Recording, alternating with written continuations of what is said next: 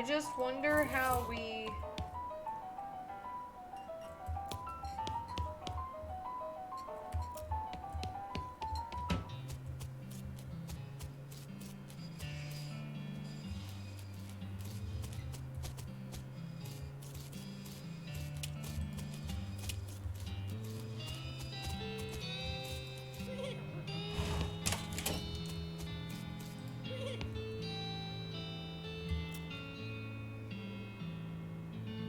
Why'd she give up doctoring? Nobody knows. She just shut herself up in her office. Said she wouldn't talk to anyone except Nurse Whiskey. Is that an actual nurse? Or I'm pretty sure she was just being sarcastic.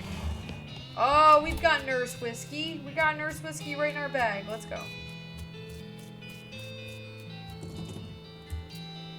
Whiskey delivery for you, Doc. What brand? Nurse Whiskey. Your favorite, I'm led to believe. Didn't know she makes house calls. Alright, hold on. You hear a rattle as she unlocks the door. Oh, Doc Alice, why are you so sad? Doc Alice looks to be about in her 50s. Her hair is graying and her face is lined, but her ears are still clear and sharp, if bloodshot. She holds out her hand. Whiskey, stat. She cracks open the whiskey and fills a small flask she takes out of her pocket. She puts the flask back in her pocket and starts chugging out of the bottle. Jeez, Doc, that doesn't seem healthy. Who's the doctor here, me or you? Okay, point taken. What's this?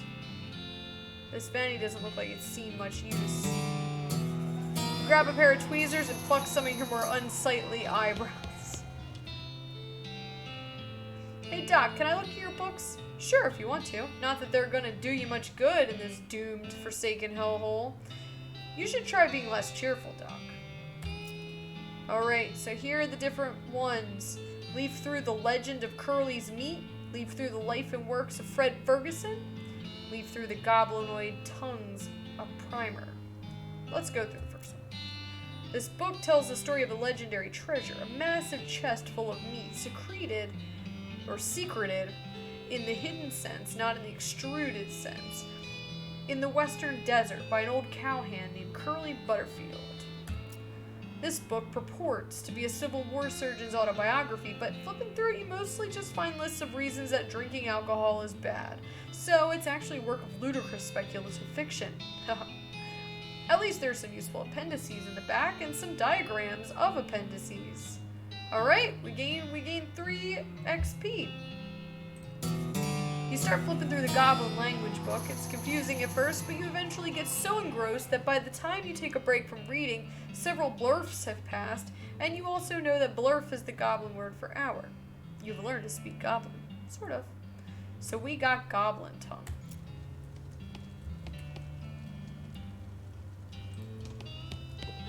Oh wow, shouldn't this be further from the fireplace? Doc Alice continues to pour whiskey down her neck, occasionally stopping to breathe. Is everything alright?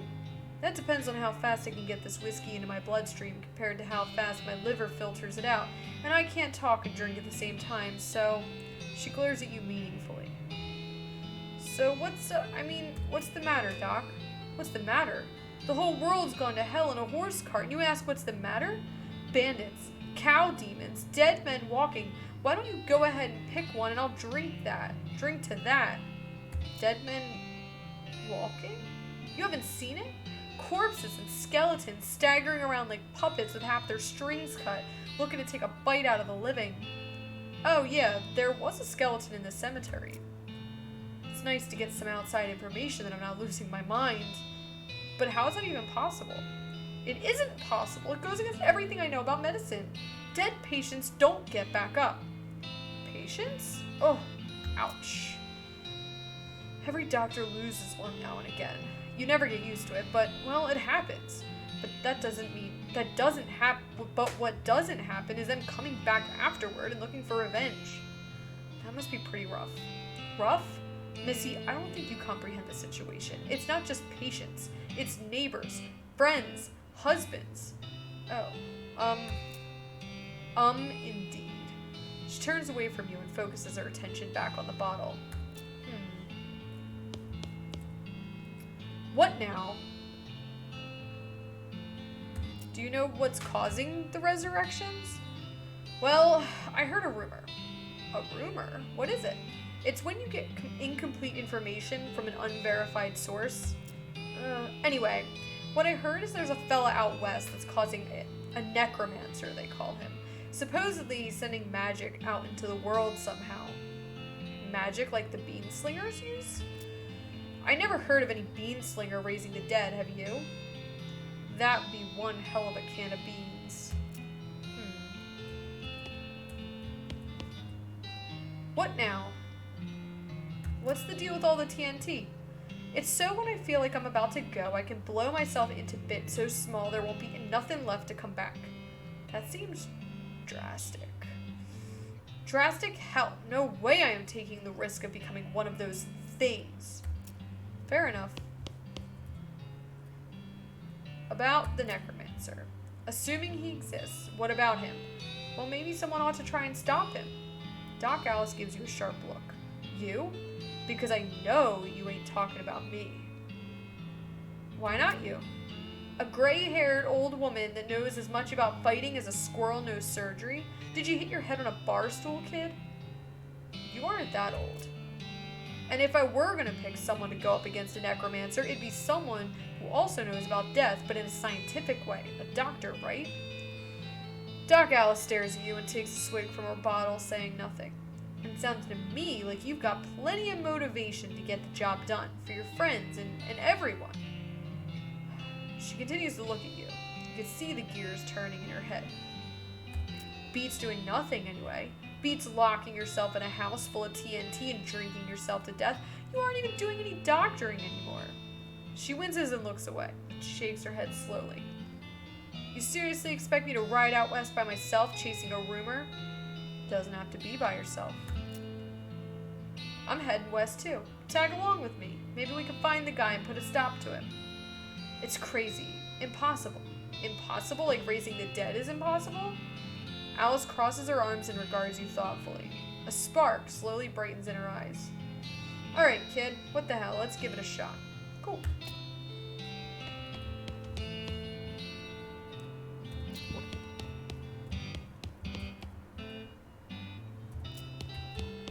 Alright, so we talked to her. This guy... We still have nothing.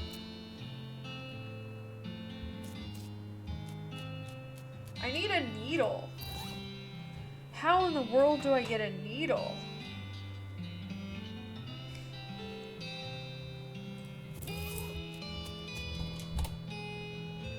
Oh, he gave us a new location, right?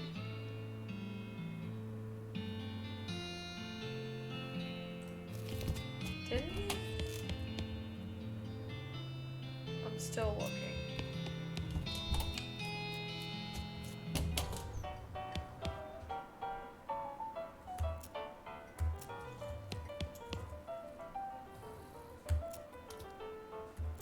See you later, Pete. They don't have enough meat. This guy's sleeping. I got hats. This lady.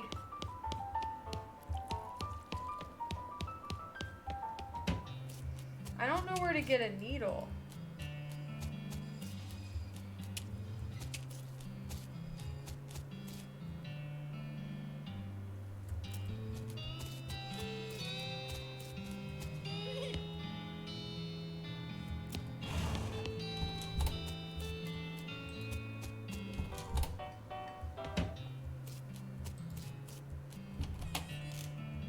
He needs a lock.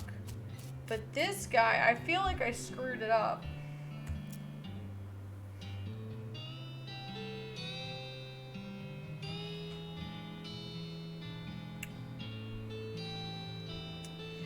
We need soap? What's soap? How about some free dynamite?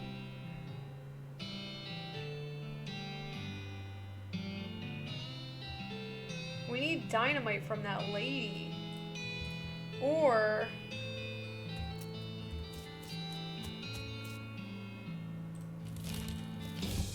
let's take some dynamite from here.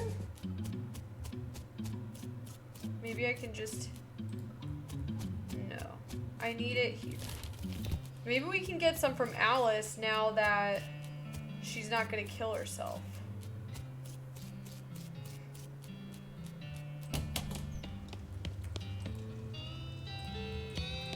I need this. I need this.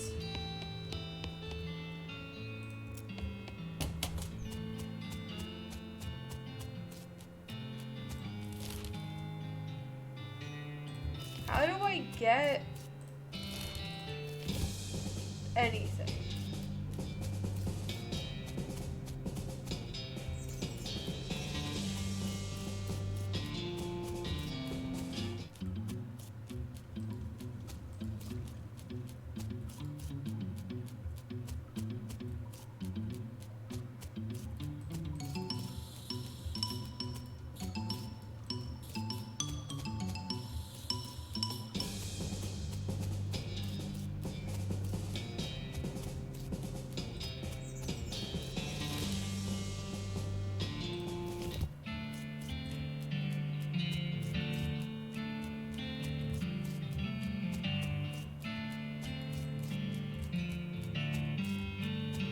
I feel like we just... I'm not gonna find it. Yikes, you got a perk. Mostly scabs.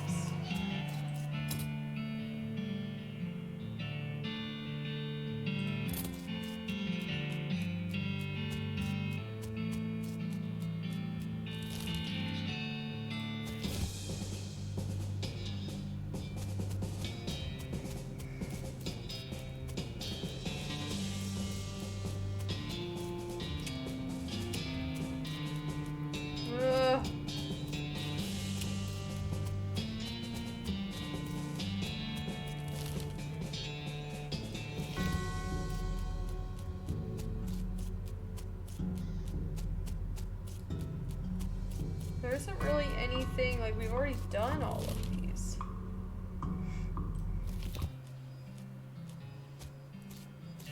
We need a needle.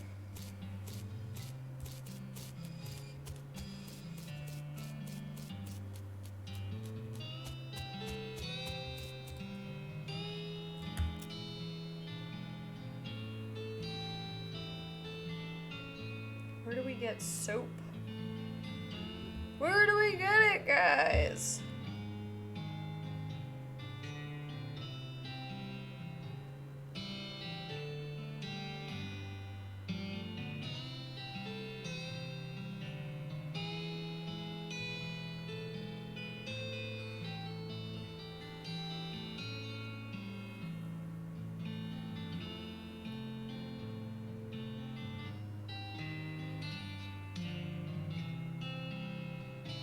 Oh, I think we missed our chance. All right.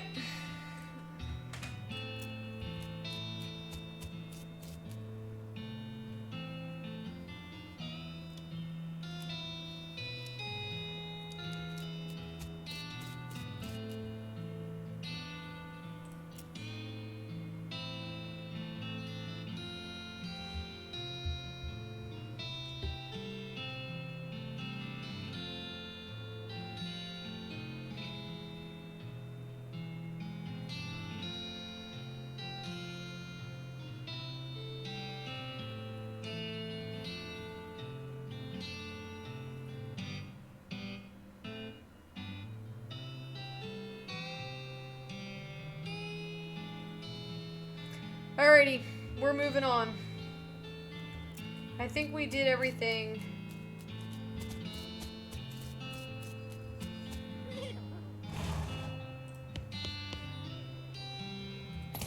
Oh, we got a needle!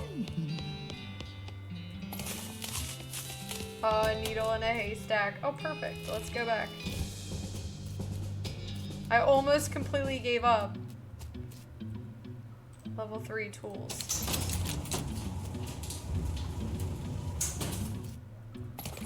Alright, we got a crowbar. Perfect. No, I was looking up just now where to get the soap, and we missed our chances in the... Alright, we got a blasting cap. It was in the Fricker gang when the one guy's sleeping. Kaboom! You could ask him for a bar of soap. The horse shies away from you, though in this case it's more like cripplingly introverted away from you. Oh, come on, don't be like that. Look, I brought some oats for you. They aren't poison or anything. In retrospect, I guess that wasn't a very comforting thing to say. Feed her the oats. Here you go, yum yum. She sidles away from you warily and makes a surprisingly good attempt at hiding in her own shadow. Come on. You pat her nose. Feed her the oats. You take a handful from the bag and toss some in your mouth. Ugh, it's like the roughest, blandest breakfast cereal you've ever eaten. Still, it's better than dry cat food. You smile to show the horse that you're fine and realize that you've unconsciously turned around and walked out the door. Jeez, these are powerful. The horse looks at you warily as you re-enter the cheerful gate. See? Perfectly fine. Good girl. The horse finally seems relaxed enough to round you, so you offer her a handful of oats. Warily, begrudgingly, she eats them. Then she gestures at something behind you. You turn around to look, but don't see anything. When you return back, she's gone. Alright. Alright, let's dig through this. We got 65 meat. Oh, we got a silver nugget. Excellent. What's this hole? You bend down and shine your lantern into the crack in the rock. You can just barely make out a square shape down there down in there. Well out of arm's reach. Looks like somebody dropped a small metal box into the hole. Though you don't know if that was to hide it or discard it. If you're truly desperate to find out what's in there, you could try reasoning with the rock. Your primary argument would be a bundle of dynamite. Perhaps you can persuade the hole to wide enough to grab the box. Oh, we have no dynamite. Alright, moving on. So let's go talk to the horser guy. We got 300 meat. Thank you. Alright. And then we're gonna go to the bar. Do we have to drop anything off? Nope. We gotta talk to him. Yeah, let's get it. Let's sell him the nugget. Okay. Alright, and we're off. Let's leave. We did everything. Let's leave. Okay, you're probably horsed and ready to start your new life in the West. All you need now is a partner, somebody to share the trail with, somebody you can rely on for emotional and combat support. Who will you take with you?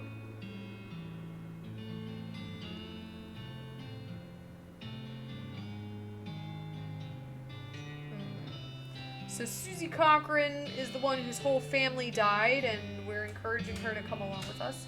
Crazy Pete is crazy. I feel like we couldn't have a conversation with her. But I feel like Doc Alice is also, we had this whole... She seems really trapped in town, but she's not very good at fighting. And I feel like we need somebody who's good at fighting, so we're taking Susie. We collect Susie. Up until now, I've been automatically spending your experience points for you.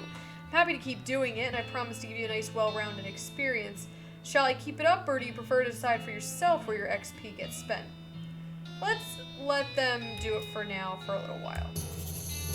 You consult the southeast-west map the hostler gave you.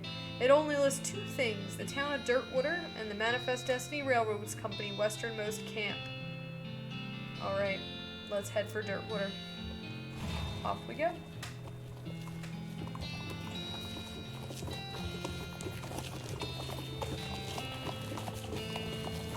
Okay. Here's my horse. Room for rent. Inquire within. Here's your partner. What's new, Susie? I'd like to check up on some of the ranches in these parts, see how bad the cow attacks are getting. Alright, do you know some? Not in great detail, but I know roughly where a few are. Or at least were. Guess we'll have to see. There's one not far from here. So we have a new Stearns Ranch. What do you think we should do next? If we're looking to get a move on westward, I reckon a train's the way to go. Didn't that map the hostler gave you have a marker for some railroad camp or other? Might be worth checking out. Good idea. Hi, horse. Comer, Maine. Alright, let's go in here. Let's check it out. Hello, Alita. It's my partner. Wow, they fell asleep during their brawl. Alright, these people are talking. This gal doesn't look like she's in the mood to talk. Well, howdy there. Always nice to see a new face in town. Welcome to the Jewel Saloon. Hi, thanks. I'm Abigail Gray. Glad to know you, Abigail Gray. Folks around here just call me Lloyd. What can I do for you? Nice to meet you, Lloyd. I saw the sign out front advertising a room. That's right, finest room in the house and plenty of room for your partner too. You interested? How much does it cost? Well, that's where you're in luck. The previous tenant was a banker fella and he paid a month in advance, right before getting himself killed by bandits. You seem like a decent sort, so the room's yours if you want it. Gratis. Oh wow, great. Alright, cool. I like him. Howdy, Abigail Gray. Anything I can get for you? Hey, Lloyd. Need help with anything? Well, if you're handy with mechanical type stuff, something's going wrong with our piano player. I thought the music sounded a little off. Yeah, it's not supposed to sound. Yeah, I can see what I can do. Thanks. I'd have poked around it myself, but I lost the key. This has suddenly taken a strange turn. Oh, we're digging in the spittoon. This is a spittoon, which is a sort of brass bucket that people spit into instead of spitting on the floor, because not spitting at all is not an option in this society, I guess. I say that despite knowing that you're pretty intimately familiar with spittoons already, sicko. We're inspecting it. Look, the Jewel Saloon is pretty nice as saloons go. Actual glass in the windows, more than 2 kinds of drinks, a poker room instead of a cockfighting pit, but this spittoon is still a spittoon. The rancid tobacco spit inside it isn't fancy rancid tobacco spit. We're inspecting it. Ugh, here we go again. Alright, fine. You are now hunkered down next to a brass filth bucket, which has probably never been cleaned or emptied because you're near the desert and the ambient humidity around here is pretty low. Low enough that the spit evaporates nearly as quickly as it accumulates. So that's good, right? No, that's bad, because it's only the water part of the spit that evaporates. This brass bucket is half full of the rest of the spit, the toxins, filth that don't evaporate, several years worth. Distilled and concentrated until it's the consistency of molasses. People aren't allowed to flick cigarette butts into the spittoon anymore because they bounce out. Oh, we're searching. You're about to put your hand into a bucket of something the color and viscosity of maple syrup, except instead of maple, it's flavored with the inside of the mouths of people who chew cigars instead of smoking them and have never brushed their teeth. Yep, 100%, let's go. Glorp. It feels like putting your hand into a bucket of lukewarm tapioca pudding, except instead of tapioca, it's basically poison. It smells like someone ran over a skunk, waited a week, and then set it on fire. It feels like your hand is dissolving. Keep searching. You found something. I found a tacky, filth-covered porcelain cow figurine. A useless, disgusting thing that will make a great heirloom for your children, assuming you're still able to have any and you hate them. Hooray! We found an ugly, disgusting porcelain, whatever that. This guy is not reacting. Play your piano. We need to pick the lock. Let it be for now. Let's try to find the key. Slop meat. We can buy some slop. Alright, we got a plate of slop. Darts. Hey, how come they're allowed to drink without hats on? Oh!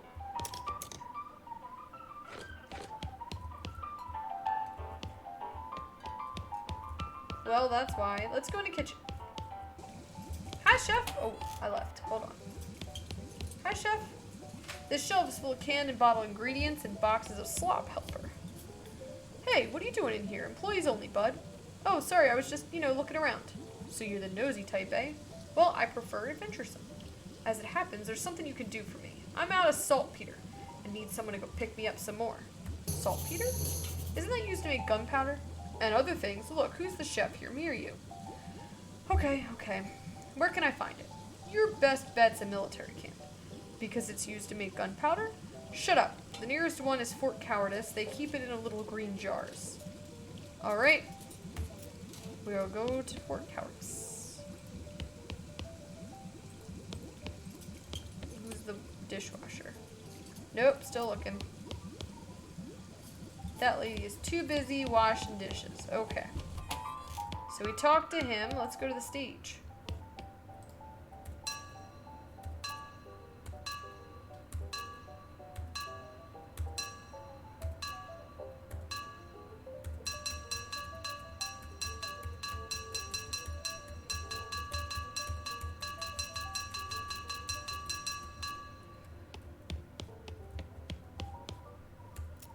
Put that up. Okay.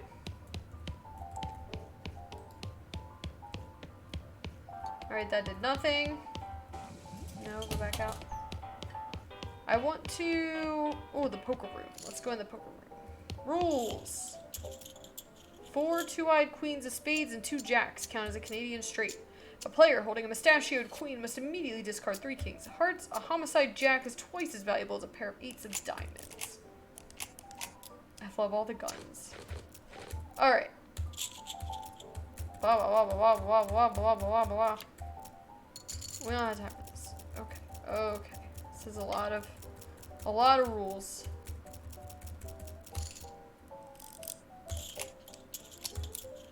Player spitting anywhere other than a spittoon must add 30 meat to the pot. 2s are wild, and trays of clubs are double wild. 4 5s and 3 8s count as a Mexican straight. 2 10s of diamonds and 4 5s count as a Georgia straight. Player sitting anywhere other than a spittoon must immediately hand 100 meat to the player on their left. Oh my gosh. Can I just walk away? Oh, thank goodness. This table is full up. Oh, let's go. You sit down at the poker plate. The dealer tells you Annie is 20 meat. Okay, let's go.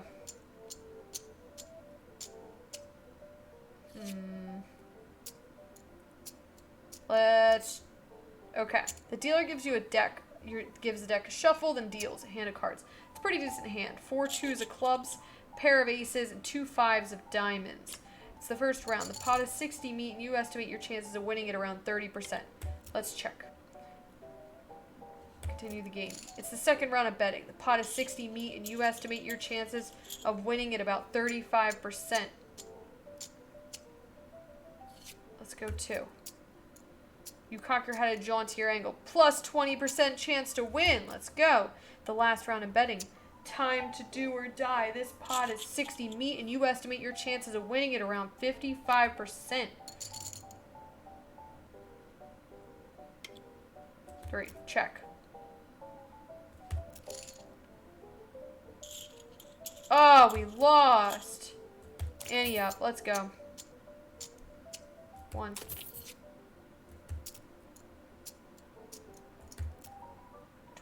Okay. We could do this. We don't have any gumption.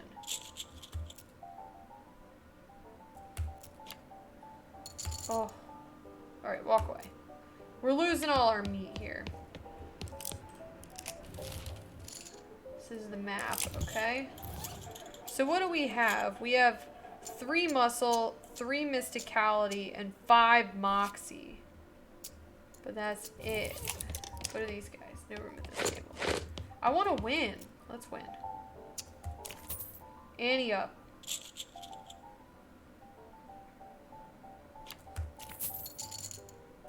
Move on.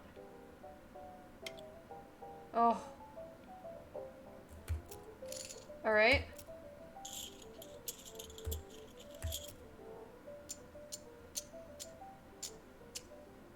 Call. Woo! I won! 180 meat! Let's go. 25. Check.